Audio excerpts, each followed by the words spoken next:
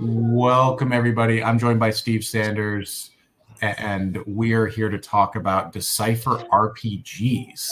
So, Decipher, we've talked about a lot of their cards, Star Trek, Star Wars, Lord of the Rings, TCG, but we've never really talked about their RPGs. So, we thought we'd do a quick overview. Steve is prepared some information to share with us. I thought this would be kind of fun to go over why these are interesting and maybe collector's items or not collector's items or fun to play. I'm curious to learn a little bit more. So let's get into it. Yeah, well, thanks, Matt. This is a topic that I've been wanting to talk about for a while, and I don't think there's a ton of information that I've seen online or on podcasts or anything about Decipher's role-playing game line. Now, I know most of this channel has been talking about CCGs or board games.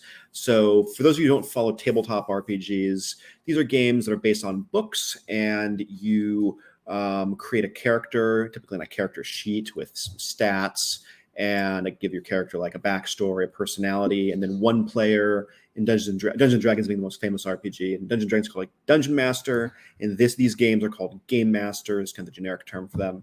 A Game Master is kind of like runs the game as if he or she is sort of the computer of the computer game, presenting the scenario and the enemies and so forth, and the players collaboratively tell the story with the Game Master. So these games are very similar to Dungeons and Dragons in many ways, and that's the basics of how an RPG works. So it's interesting. Yeah. I think mostly Decipher IP, like, so, you know, they did Lord of the Rings card game, they did Star Trek. Is that to sort of follow that trend? Exactly. They did two games, Star Trek and Lord of the Rings, because these games premiered in 2002, which is after they had lost the license for Star Wars. And their two big IPs at that time were Star Trek and Lord of the Rings. The launch of these two RPGs is almost simultaneous with the launch of Star Trek CCG Second Edition, the reboot of the game, and Lord of the Rings TCG, maybe 1 year after Lord of the Rings TCG launched, I think. Thereabouts. So the Decipher purchased the remnants of a defunct RPG studio called Last Unicorn Games, which had produced Star Trek role-playing game material previously. I think it had a pretty long, 5 or 6 years line of Star Trek products. So then they brought on many of the game designers and writers from that Star Trek book, from that RPG series. And although the game systems are not really compatible, a lot of the talent were the same people. And then for Lord of the Rings, there had been a previous Lord of the Rings game made by Iron Crown Enterprises, which also produced the Middle-earth CCG. And so when that studio went under, and around the time it lost the license to Tolkien material, they got the RPG license and the CCG license. Decipher did. So that's kind of how things began. And I think at this point, what Decipher wanted to do is they were looking beyond Star Wars and to figure out how to capitalize on these two big IPs. They had the card games and they had the role-playing games. They also bought the rights to the fan club magazines. So for a while, they were producing the fan magazines for Star Trek and Lord of the Rings. They're trying to be this like everything brand IP platform, kind of like, internet stuff wasn't as big back then, and they were going to be the home for Star Trek and Lord of the Rings. It worked for a couple of years. I could see it like being drawn up in a boardroom where you have someone with and from this IP, we will have a card game, we'll have an RPG, we're going to have an online present. Maybe all those didn't turn out to be super lucrative revenue streams. But honestly, role-playing game for both Lord of the Rings and Star Trek seems kind of fun. I would actually love to do that, to be honest. Yeah, and we'll talk about those. And in fact, for those of you who follow role-playing games now, there is a currently being produced Star Trek game by Modiphius and a Lord of the Rings game, which I think is compatible with D&D 5e, but I can't remember the studio producing it. So anyway, there are modern contemporary interpretations for those IPs. But yeah, let's get into these games and talk about what they're all about. So I actually own several of the Star Trek books that I'll show you guys a little bit of, and then the ones I don't own, I put on slides. This is the core rule book for Star Trek RPG. And what's cool with the Star Trek RPG from Decipher is it's being produced right towards the end of like the 90s, early 2000s run of shows and movies. So it's got everything from the original 60s series up through Nemesis and into Enterprise. Obviously doesn't have the stuff from the later Abrams films or the Paramount Plus shows because it's too early for that. But it is kind of like a complete Star Trek universe up through that classic era of material. Before getting to the mechanics, I'll just show a little bit about the book. It's pretty well laid out. It uses stills from the shows and movies. It's got typical Decipher high-level production value, glossiness. It looks a lot like, like you might think a Star Trek role-playing game book would look like. It's kind of like a wormhole kind of effect at the top. Some of the images are the same ones from the card game, which, I don't know, feels a little lazy to me at points because I recognize the images from the cards, but it's okay. Overall, it looks pretty great. We'll go through the releases in a second, but let me explain the mechanics just very briefly of how these games work. They both use something, the Star Trek and the Lord of the Rings games both use a system called the Coda system, which is a Decipher proprietary system. It is very similar, however, to the D20 system, specifically the Dungeons & Dragons 3rd or 3.5 edition rules from the early 2000s. When you're reading through this, there are some differences. When you're reading through this, you almost wonder why they didn't just use the open gaming license version of D20 and make a D20 game. It is super similar, which means that it's very crunchy. It's very simulationist. It's like attempting with rules to simulate everything you could possibly do in the Star Trek universe. And that style of role-playing is a little out of vogue now in 2023. For most people who are role-playing, they're playing, 5th edition D&D, which is streamlined, or they're playing games like these Powered by the Apocalypse, very like story-driven games. And I think the modern Star Trek game by Modiphius is very cinematic and not as like rules. It's like I made that as like you don't need to actually model how many die rolls of damage a phaser is going to do versus a Klingon disruptor +5, -5. And this game does that, and it's like that's kind of interesting, but it's also extraordinarily difficult for the game master to keep track of. This one to be aware of. But how it differs from Dungeons & Dragons, I'm not getting into too much. It's very customizable. It's got, when you level up, you can basically build your character in any way you want. And there is combat, but it weaves it into the skill system rather than being a full-fledged combat mechanic. And that's for the Star Trek game. The Lord of the Rings game is a slightly different take on the same rules. I'm not as familiar with it, but it's the same basic idea. So let me present some of the books for the Star Trek role-playing game. I'll talk a little bit. One thing also kind of cool about this game is it was one of the main designers for it is Matt Colville, who a lot of people are familiar with now from his very popular YouTube series Running the Game, who has like hundreds of thousands of followers, and he's got his own book line as well. But I think one of the first major things he did was the Star Trek role-playing game. And I think he's the lead designer of the Narrator's Guide, which is the second book in the series. And this book is actually really cool. Whether or not one actually wants to run this game, it's got a ton of great information just about how to produce and how to kind of create like a role-playing game that feels like a TV show. It talks about scenes and like stringing together plot arcs and things like that. It could be just great reading material for anybody who is interested in like narrative fiction or like collaborative narration. So this book actually, I think of the Star Trek ones, is the hardest to find and the most expensive, the Narrator's Guide. It's like around $100 I was last looking it up, maybe give or take a little bit, because of the Matt Colville writing credit, and it's just useful regardless of what game you're running.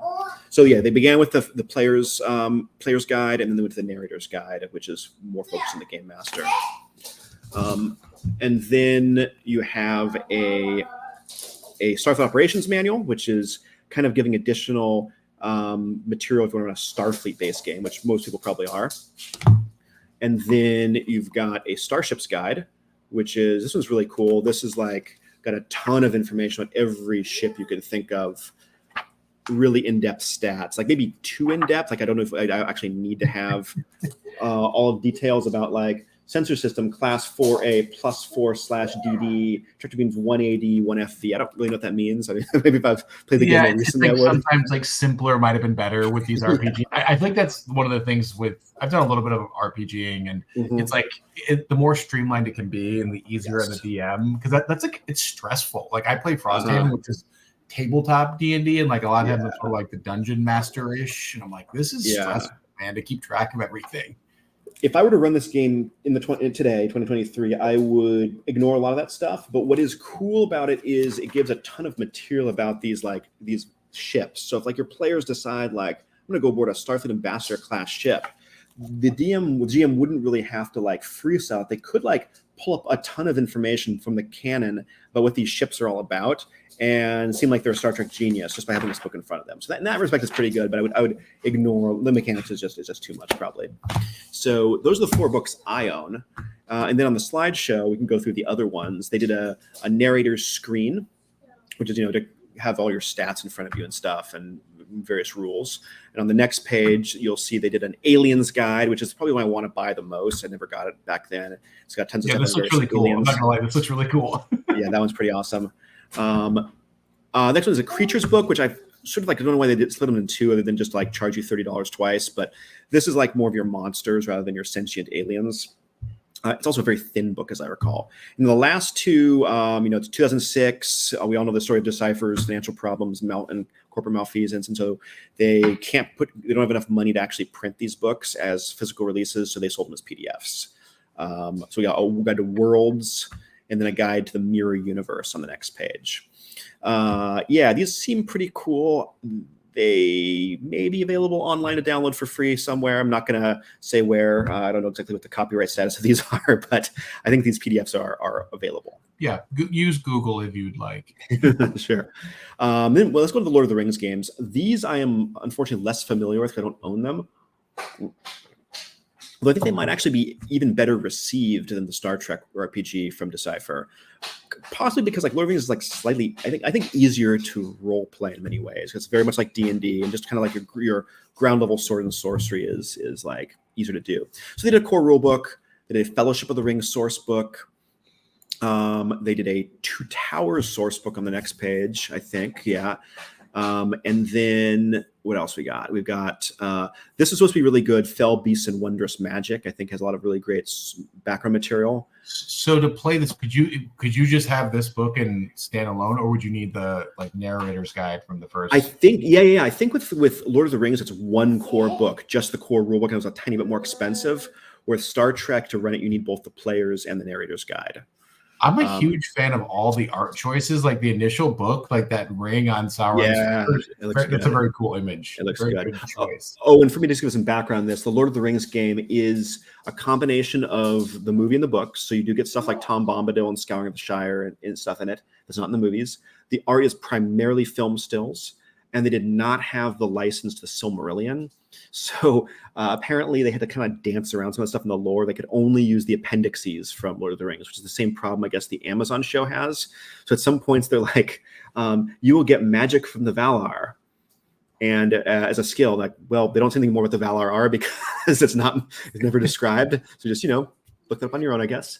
So I will just say that the Return of the King appendices were some of my favorite things to read in like the library when I was 13 years old. I was like, definitely. And then who was the king before like Aragorn? Oh, okay, yeah. This is fascinating. He had 6 kids and whatever. It's like fantasy Bible. It's like he begat him, begat him. Yeah. Yeah. There's a lot of that. Cool. So they're fun reads.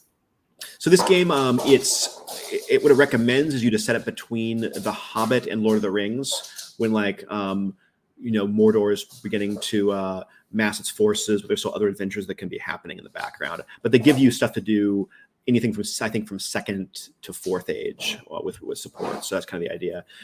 Fell Beasts and Wondrous Magic. Then they did a narrative screen similar to the one for Star Trek to conceal your notes and stuff with some stats on the inside. A hero's journal, not quite clear what this is. I think this is like extra character sheets and stuff the players can use. It's a smaller like pamphlet, I think. What else we got? Maps of Middle-earth. Okay, this is super cool and super expensive now.